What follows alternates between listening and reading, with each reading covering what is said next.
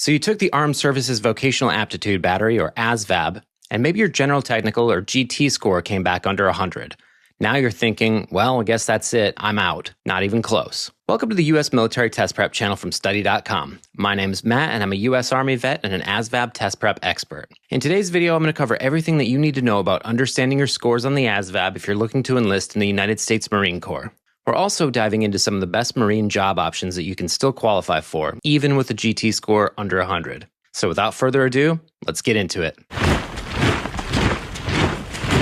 The ASVAB has 9 or 10 subtests depending on whether you're taking the paper or computerized version. These subtests assess your knowledge in areas like general science, arithmetic reasoning, word knowledge, paragraph comprehension, and mathematics knowledge. The other areas are electronics information, auto and shop information, mechanical comprehension, and assembling objects.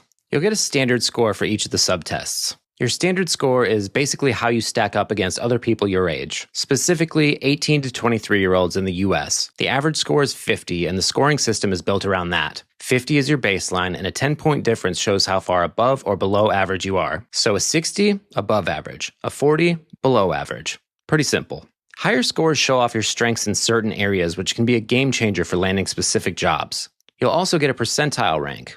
This shows how your performance compares to others. For example, a percentile rank of 75 means that you scored better than 75% of standard test takers. Here's where it gets a bit more customized. Once you're eligible to enlist, the Marines will use your ASVAB scores to determine what kind of jobs you're best suited for within the service. These jobs are determined using composite scores, also called line scores. These scores are created by combining your standard scores from various subtests that are relevant to specific military jobs. Each military occupational specialty, or MOS, has a minimum composite score requirement in one or more areas. For example, a technical job would look at your math and science scores, while a more mechanical role will care about your understanding of mechanics and tools. Your composite scores really dictate what jobs you qualify for, so they're worth paying attention to. Your GT score, or General Technical score, is calculated from your word knowledge, paragraph comprehension, and arithmetic reasoning subtests on the ASVAB. It's basically a measure of how well you read, understand information, and solve problems. And yeah, it's important for a lot of technical jobs, but that doesn't mean that you're out of luck if your score is in the 80s or 90s. Let's check out some jobs you can still land with a lower GT score. If you're looking to just get into the fight and be part of the Marine Corps' combat force, MOS 0311 Rifleman only requires a GT score of 90. Same goes for 0331 Machine Gunner and 0341 Mortarman. These are all essential infantry roles, and trust me, these Marines are on the front lines making things happen.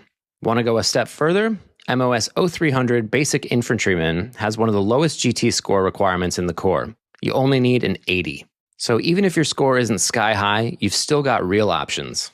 Now if you're into vehicles, MOS 0313 LAV Crewman might be a solid fit. That one needs a GT score of 90, and you'll be part of a light armored reconnaissance unit, working on fast-moving missions with a tight-knit crew. If you're into air defense, there's MOS 7212, the low-altitude air defense gunner. Again, GT 90 gets you in, and you'll be operating shoulder-launched missiles and defending against airborne threats. For something a little more logistics-heavy, you might check out MOS 0481, Landing Support Specialist.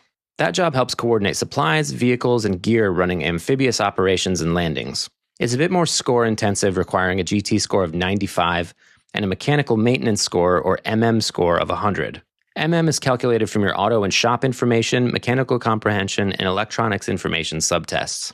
It's kind of the hands-on skills score that shows you how well you understand machines, tools, and systems. So yeah, you'll need to be solid in those areas, but it's totally doable.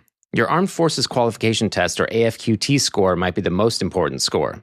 It decides whether you can even enlist at all. Each branch sets its own minimum score, so you have to clear that bar to move forward. The AFQT comes from a combination of your scores on 4 key subtests. These subtests include arithmetic reasoning, which has basic math and word problems, and mathematics knowledge, which includes a variety of math concepts. The other 2 subtests are word knowledge, which tests vocabulary and word meanings, and paragraph comprehension, which measures how well you can understand written materials. Your AFQT score is a percentile ranking, meaning that if you score a 60, you did better than 60% of standard test takers. Each military branch sets its own standards. Let's talk about numbers and take a closer look at the minimum AFQT score you need to enlist in each branch of the military. You'll need a high school diploma or a GED to qualify for any branch of the military. The required score varies, though, based on which one you have. If you've passed the GED exam, you'll need to aim for a score of at least 50. With a high school diploma, you'll need at least a minimum score of 31 for the Army, Air Force, Marine Corps, and Navy. The Coast Guard requires a 32. If your AFQT score is higher than the minimum, that's great. This opens up additional job options, potentially more career growth, and maybe even some bonuses. So maybe you have your eye on one of the MOSs we talked about today. But if you've already taken the ASVAB and your scores aren't where they need to be yet, I'm here to give you some steps to better position yourself for the military jobs that you want. First, pinpoint both your strengths and your weak areas. Look at which subtests brought your score down and which ones you excelled in. While it's important to address weaker areas to meet minimum requirements, excelling in your strong areas can also help offset a lower score in other sections. While it's important to address weaker areas to meet minimum requirements, excelling in your strong areas can also help you offset a lower score in other sections. This balance can improve your overall test outcome, especially for composite scores or percentile rankings. Next, study smarter. Spend more time on the sections that you struggled with. Using good study resources can really make a big difference. Study.com's ASVAB test prep resources can help with personalized plans and practice tests to get you on track. In fact, 92% of users pass the ASVAB after prepping with Study.com. Taking a practice test can really help you zero in on what you know and what you don't. Watch lessons to review material that you're less confident in. If you feel like you really know a topic well, do practice problems and quiz yourself. If you notice that you're missing a lot, go back and review the lesson and really make sure that you know the material. A solid prep plan can help you boost your score. You can also retake the ASVAB. You'll need to wait 30 days before your first 2 retakes. After that, it's a 6-month wait if you want to try again, so use the time that you have to your advantage.